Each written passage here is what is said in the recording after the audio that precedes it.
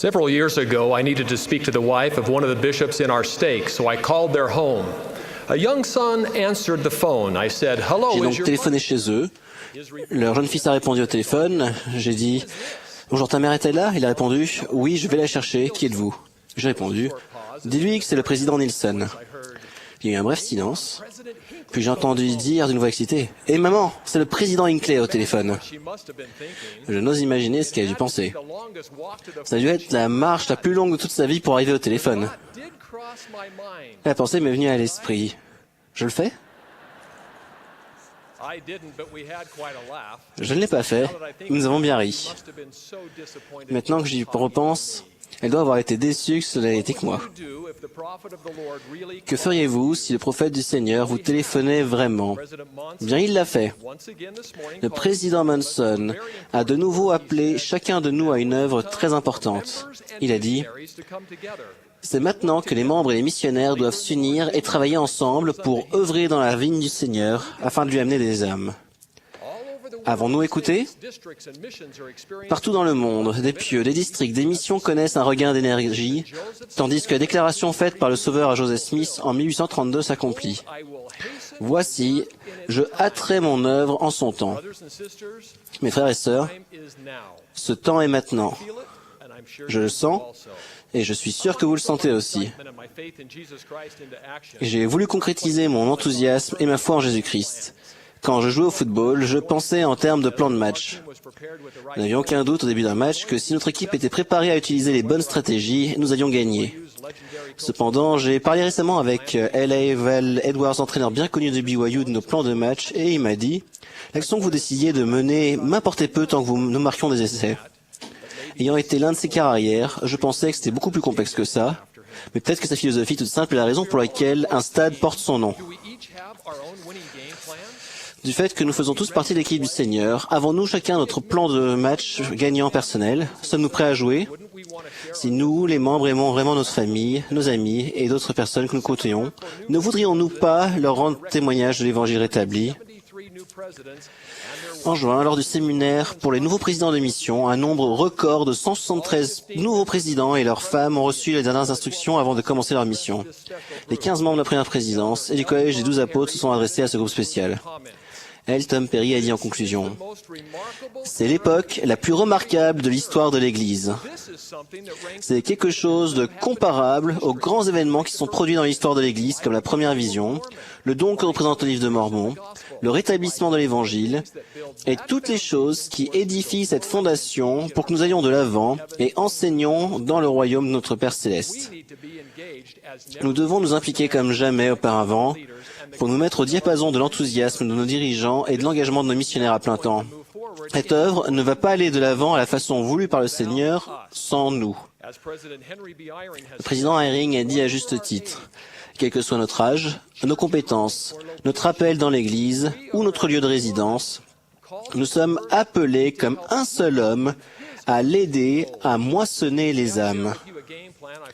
Voici le plan de match que je me suis senti poussé à mettre en œuvre après avoir réfléchi à des expériences passées, avoir prié et avoir lu le chapitre 13 de Prêcher mon Évangile. Je vous invite à prendre ces points en considération quand vous réfléchirez à votre plan à vous. Premièrement, priez spécifiquement pour approcher chaque jour quelqu'un du Sauveur et de son Évangile.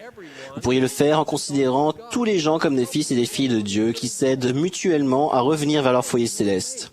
Pensez aux nouveaux amis que vous vous feriez. Deuxièmement, priez chaque jour nommément pour les missionnaires qui œuvrent dans votre quartier, ainsi que pour leurs amis de l'Église. La seule façon de le faire est de les saluer, de regarder leur badge, de les appliquer par leur nom et de leur demander qui ils instruisent. Récemment, Russell M. Nelson a dit « Tant que vous ne connaissez pas le nom et le visage d'une personne, le Seigneur ne peut pas vous aider à connaître son cœur. » J'ai assisté au baptême d'une femme merveilleuse qui a rendu son témoignage. Je n'oublierai jamais ce qu'elle a dit. Jamais autant de personnes n'ont prié pour moi, tandis que j'essayais de trouver les réponses à mes questions. Cette famille de la paroisse s'intéresse à moi. Comment ne pourrais-je pas savoir que cette œuvre est vraie ? Enfin, invitez un ami à une activité chez vous ou ailleurs. Où où que vous alliez, ou quoi vous fassiez, demandez-vous qui aimerait cela, puis écoutez ce que l'Esprit vous dit de faire. Le Sauveur m'a enseigné une leçon subtile dans mon apprentissage personnel de l'Évangile qui, je crois, s'applique magnifiquement à l'accélération de l'œuvre. Quand quelque chose m'enthousiasme, cela se remarque dans ma façon d'écrire, et cela se termine toujours par un point d'exclamation qui, par définition, indique un sentiment fort, ou quelque chose de grande importance. J'étais intrigué quand j'ai commencé à regarder les Écritures concernant le rassemblement qui finissait avec ce point d'exclamation, comme dans cette aspiration venue du fond du cœur d'Alma. Oh, que je voudrais être un ange et satisfaire le souhait de mon cœur, d'aller, de parler avec la trompette de Dieu, d'une voix qui fait trembler la terre et d'appeler tous les peuples au repentir, point d'exclamation. Mes recherches m'ont amené à trouver 65 passages traduisant une grande émotion liée à l'œuvre missionnaire, entre autres. Et comme sa joie est grande pour l'âme qui se repent, point d'exclamation. Et si vous travaillez toute votre vie à appeler ce peuple au repentir, et que vous m'amenez ne fût-ce qu'une seule âme, comme votre joie sera grande avec elle dans le royaume de mon Père, point d'exclamation.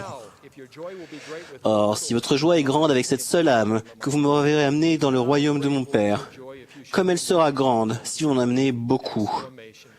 Point d'exclamation. Ma prise de conscience de ces versets extraordinaires a joué un rôle important dans ma première tâche de 70 interrégions. J'étais un peu nerveux d'accompagner un apôtre, Quentin L. Cook, à une conférence de Pieux.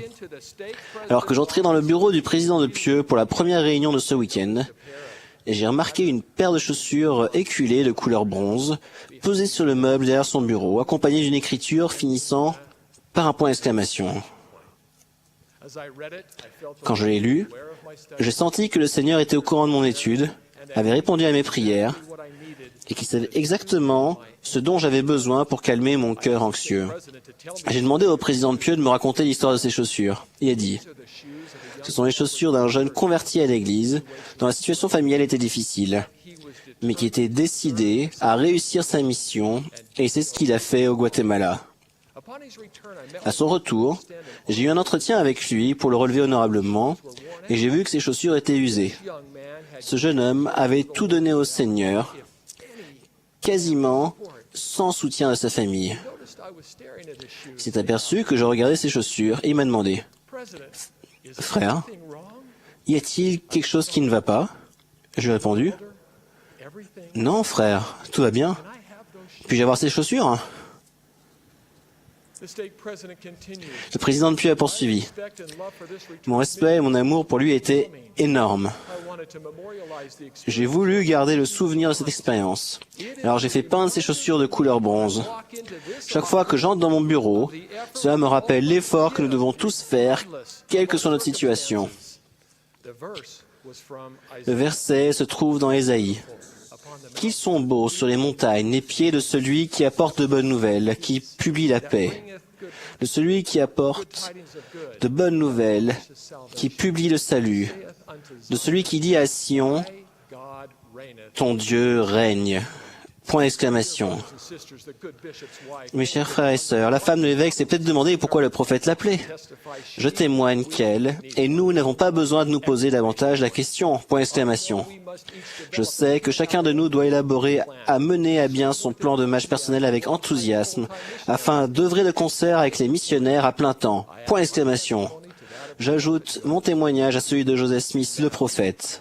Et maintenant, après les nombreux témoignages qui ont été rendus de lui, voici le témoignage, le dernier de tous, que nous rendons de lui, qu'il vit, point d'exclamation, au nom sacré de Jésus-Christ. Amen.